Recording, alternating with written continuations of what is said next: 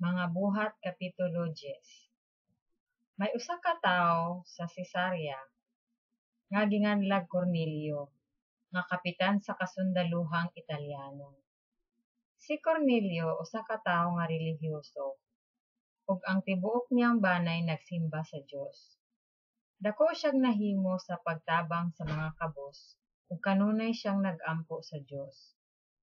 Mga alas 3 sa hapon nakita niya klaro sa usa ka panan-awon ang anghel sa Dios nga miduol kaniya ug miingon, "Cornelio!" Nitutok siya sa anghel uban ang kahadlok ug miingon, "Unsa man, sir?" Ang anghel mitubag, "Ang imong mga pag-ampo ug mga buhat sa kaluoy gidawat sa Dios ug nahinumdom siya kanimo. Ug karon paadto sa Jopa ang pipila ka tawo ug ipakuha nila si Simon nga ginganlag Pedro. Atoa siya mag-abot sa balay ni Simon nga magpapanit nga nagpuyo duol sa dagat." Unya, sa pagpahawa na sa anghel, gitawag ni Cornelio ang duha sa iyang mga suloguon ug usa ka sundalo nga relihiyoso nga usa sa iyang mga sinaligan. Gisuginlan niya sila sa nahitabo ug gipaadto sa Jopa. Pagkasunod adlaw sa may kaudtohon, samtang sila nagpaingon ug nagkaduol sa Jopa, misaka si Pedro sa atop sa balay aron sa pag-ampo. Higutom siya ug buot mukaon apan samtang gihikay pa ang pagkaon, nakakita siya panan-awon.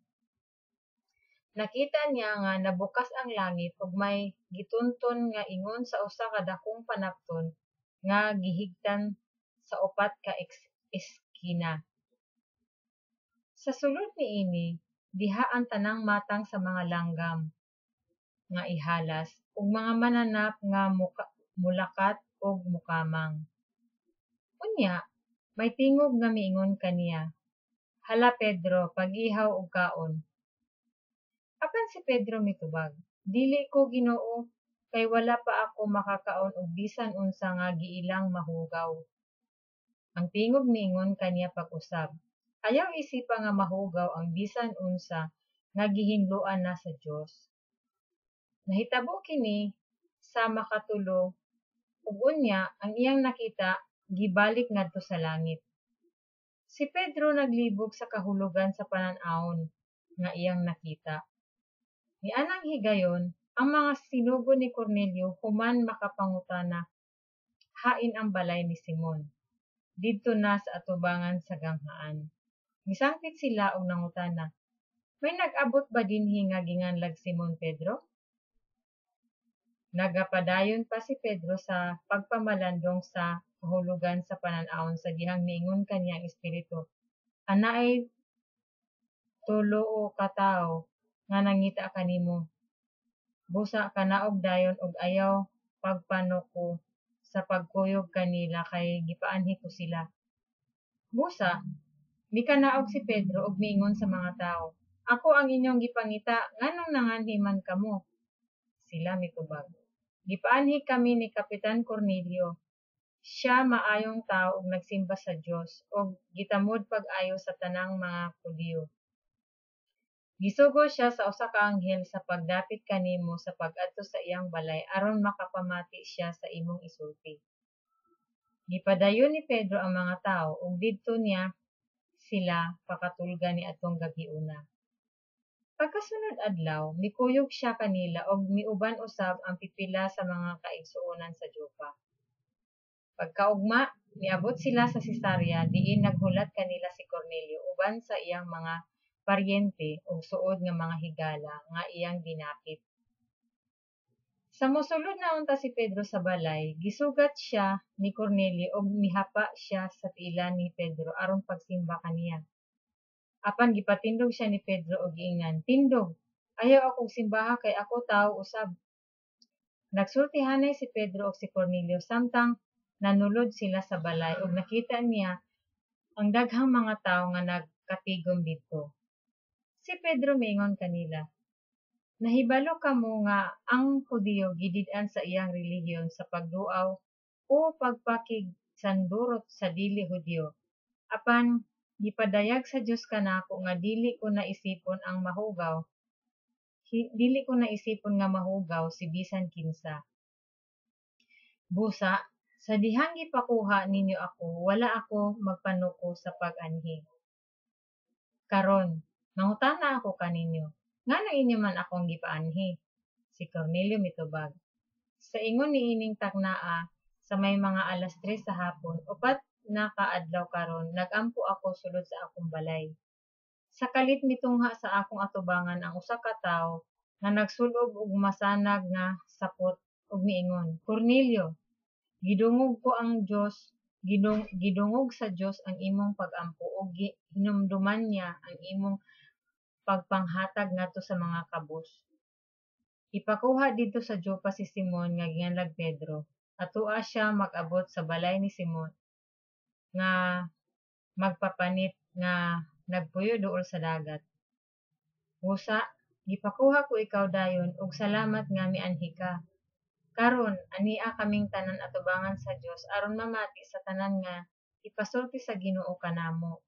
Si Pedro mingon, karon naila ko na nga ang Dios walay pinalabi. Ang mahadlokon kaniya og nagbuhat sa matarong iyang dawaton bisag tagadiin pa siya.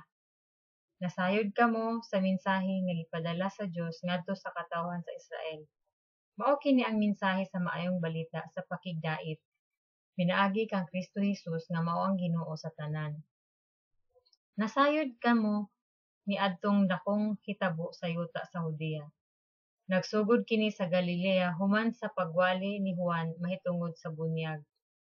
Nasayod kamo mahitungod kang Jesus nga Nazaretnon, nga gibubuan sa Dios sa gahom ug sa Espiritu Santo.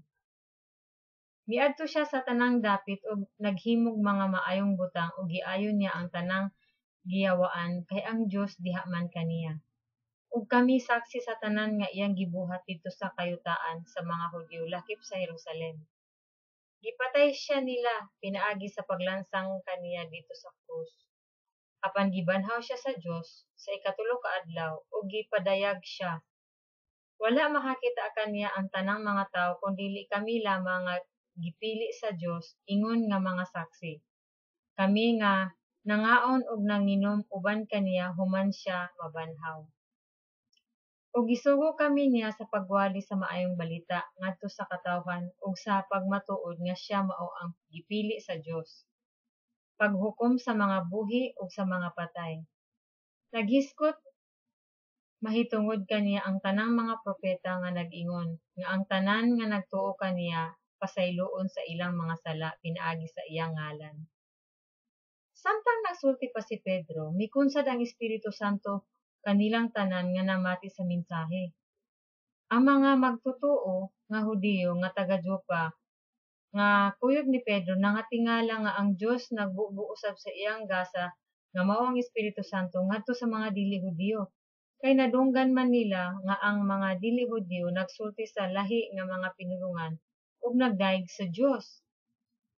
Si Pedro miingon, kini mga tawhanan nakadawat sa Espiritu Santo. Ingon nga kami nakadawat usab. Duna ba kaninyo'y makapugong nga bunyagan sila pinaagi sa tubig? Busa, misugo siya nga bunyagan sila sa ngalan ni Hesukristo. Unya gihangyo nila siya nga magpabilin uban kanila sulod sa pipila ka adlaw. Mga buhat kapitulo 10.